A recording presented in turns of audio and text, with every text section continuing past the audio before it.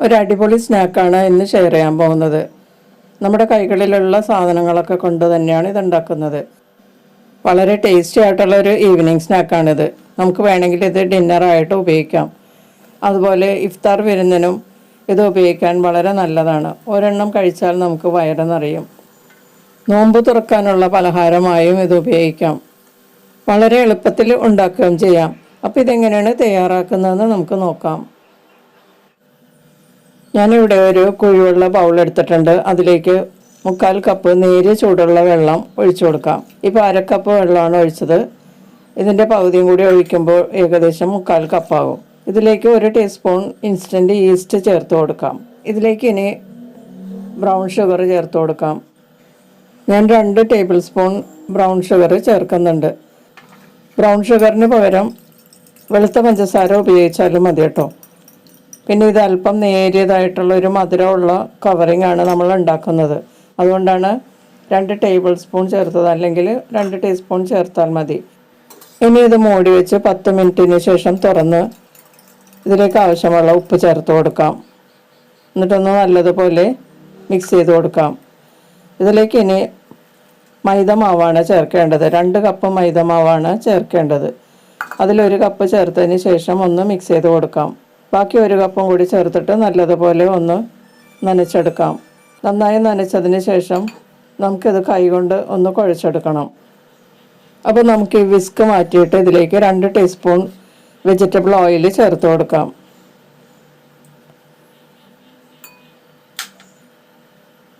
ഇനി നല്ലതുപോലെ ഒന്ന് കുഴച്ചെടുക്കാം.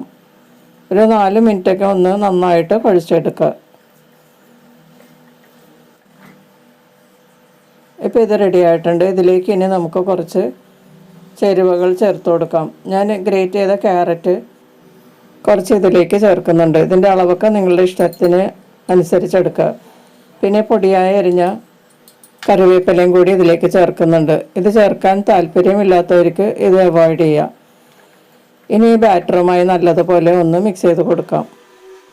ഇപ്പോൾ മാവ് നല്ലതുപോലെ കുഴച്ചെടുത്തിട്ടുണ്ട്. ഇതിൻ്റെ പുറത്തേക്ക് ഇനി കുറച്ച് എണ്ണ തടവിയതിന് ശേഷം മൂടി വെച്ച് 1 മണിക്കൂർ റെസ്റ്റ് ചെയ്യാൻ വയ്ക്കാം. ഇതിൻ്റെ മീതേക്ക് നല്ലതുപോലെ എണ്ണ ഒന്ന് തടവി കൊടുക്കണം. അതിനുശേഷം മൂടി വെച്ച് ഇത് ഡബിൾ ആകുന്നത് വരെ റെസ്റ്റ് ചെയ്യാം. ഈ സമയത്ത് നമുക്ക് ഇതിൻ്റെ ഫില്ലിങ് റെഡിയാക്കി എടുക്കാം. അതിനുവേണ്ടി 2 ടീസ്പൂൺ വെജിറ്റബിൾ ഓയിൽ ഒരു ചൂടായ പാനിലേക്ക് ഇട്ടതിന് ശേഷം മീഡിയം വലിപ്പത്തിലുള്ള ഒരു സവാള സ്ലൈസ് ചെയ്തത് ഇതിലേക്ക് ചേർക്കുക. എരിവിനുള്ള ഒരു പച്ചമുളകും കൂടി ചെറുതായി കട്ട് ചെയ്ത് ചേർക്കുക. നന്നായിട്ടൊന്ന് ചൂടായി കഴിയുമ്പോൾ ഇതിലേക്ക് 1 ടീസ്പൂൺ ഇഞ്ചി വെളുത്തുള്ളി പേസ്റ്റും കൂടി ചേർത്തിട്ട് നന്നായി മിക്സ് ചെയ്യാം. ഇഞ്ചിയും വെളുത്തുള്ളിയും ചതച്ചും ഇതിലേക്ക് ചേർക്കാം. അങ്ങനെ ചേർക്കുകയാണെങ്കിൽ നമ്മൾ ആദ്യമേ ഇഞ്ചിയും വെളുത്തുള്ളിയും ചതച്ചത് ചേർത്തതിന് ശേഷമാണ് നമ്മൾ സവാളയൊക്കെ ചേർക്കുന്നത്. ഇതിലേക്ക് ഇനി കുറച്ച് കറിവേപ്പിലയും കൂടി ചേർത്തിട്ട് നല്ലതുപോലെ സവാളയൊക്കെ സോഫ്റ്റ് ആകുന്നത് വരെ വഴറ്റി കൊടുക്കുക.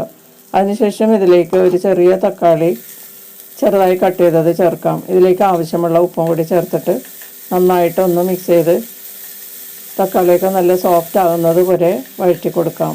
തക്കാളിയൊക്കെ നല്ലതുപോലെ സോഫ്റ്റ് ആയിട്ടുണ്ട്. ഇനി ഇതിലേക്ക് മസാലപ്പൊടികൾ ചേർത്ത് കൊടുക്കാം.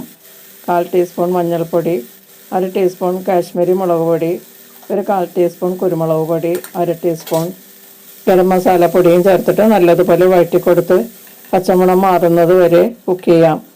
ഇതിലേക്ക് നിങ്ങൾക്ക് ഇഷ്ടമാണെങ്കിൽ 1/2 ടീസ്പൂൺ ജീരകപ്പൊടിയും കൂടി ചേർക്കാം കേട്ടോ. ഞാനത് ചേർത്തിട്ടില്ല. ഇനി ഇതിലേക്ക് കുറച്ച് ഗ്രേറ്റ് ചെയ്ത ക്യാരറ്റ് ചേർത്ത് കൊടുക്കാം. പൊടിയായി അരിഞ്ഞ മല്ലിയിലയും കൂടി ചേർത്തിട്ട് നന്നായി ഒന്ന് മിക്സ് ചെയ്യാം. കൂടുതൽ നേരം വേവിക്കേണ്ട ആവശ്യമില്ല. ഇത് നമ്മൾ ഒന്ന് ചൂടാക്കി എടുക്കുക ചെയ്യുള്ളൂ. ഇനി ഇതിലേക്ക് നമുക്ക് 1 table spoon hot and sweet tomato sauce ചേർത്ത് കൊടുക്കാം. ടൊമാറ്റോ കെച്ചപ്പ് വേണമെങ്കിലും ചേർത്താലും മതി കേട്ടോ. ഇനി ഇതെല്ലാം കൂടി നല്ലതുപോലെ ഒന്ന് മിക്സ് ചെയ്യാം. ഇപ്പോൾ മസാല റെഡി ആയിട്ടുണ്ട്. ഇനി ഇതിലേക്ക് നമ്മൾ ചേർക്കേണ്ടത് മുട്ടയാണ്. നിങ്ങൾക്ക് വേണമെങ്കിൽ പുഴുങ്ങി പൊടിച്ച ചിക്കനും ഇതിലേക്ക് ചേർത്തിട്ടുണ്ടാക്കാം.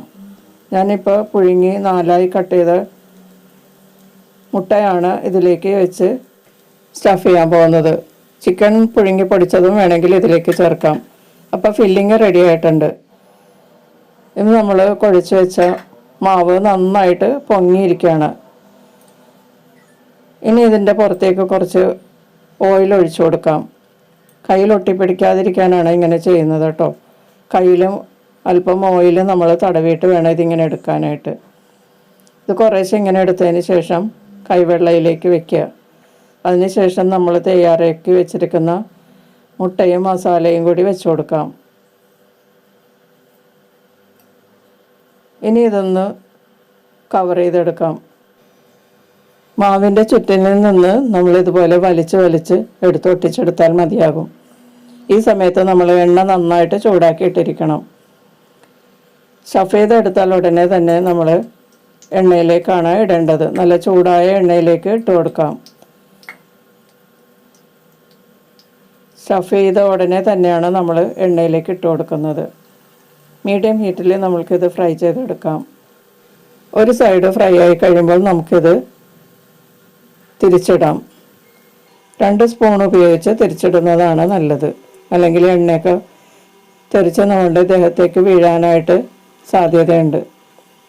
അപ്പോൾ ഇതുപോലെ തിരിച്ചിട്ട് മറ്റേ സൈഡും നന്നായി ഫ്രൈ ആയി കഴിയുമ്പോൾ നമുക്കിത് പാത്രത്തിലേക്ക് മാറ്റാം. ഇപ്പോൾ ഇത് റെഡി ആയിട്ടുണ്ട്. 2 സൈഡും നന്നായിട്ട് മൊരിഞ്ഞിട്ടുണ്ട്. ഇതേപോലെ മൊരിച്ചെടുക്കണം. ഇതിൻ്റെ കവറിങ് നല്ല ടേസ്റ്റാണ് കേട്ടോ. നമുക്ക് ഫില്ലിങ് വെക്കാതെ തന്നെ ഇതുപോലെ തന്നെ നമുക്ക് ബാറ്റർ മാത്രമായിട്ട് ഫ്രൈ ചെയ്തെടുക്കാനും നല്ലതാണ് കേട്ടോ. അപ്പോൾ എല്ലാവരും ഒന്ന് ട്രൈ ചെയ്ത് നോക്കുക. വളരെ ടേസ്റ്റി ആയിട്ടുള്ള സ്നാക്കാണ്. ഈവനിങ് സ്നാക്കായിട്ടും ഡിന്നറിനും അതുപോലെ ഇഫ്താർ വിരുന്നിനും ഒക്കെ നമുക്ക് പ്രസൻറ്റ് ചെയ്യാൻ പറ്റിയ നല്ലൊരു സ്നാക്കാണ്. അപ്പോൾ എല്ലാവരും ഒന്ന് ട്രൈ ചെയ്ത് നോക്കണം. ഇതിൻ്റെ ഉള്ളിലുള്ളത് നമുക്കൊന്ന് തുറന്ന് നോക്കാം. കുറച്ച് തണുത്തതിന് ശേഷം വേണം ഇത് ഒന്ന് പൊട്ടിച്ചെടുക്കാനായിട്ട്. ഇപ്പം നല്ല ചൂടാണ്. കണ്ടോ, ഇതുപോലെയാണ് നമ്മൾ റെഡിയാക്കിയ സ്നാക്ക് ഇരിക്കുന്നത്. വളരെ ടേസ്റ്റാണ്. അപ്പോൾ നോമ്പ് തുറക്കാനൊക്കെ നിങ്ങൾ ഇതുപോലെ ഒരു സ്നാക്ക് ഉണ്ടാക്കി നോക്കുക.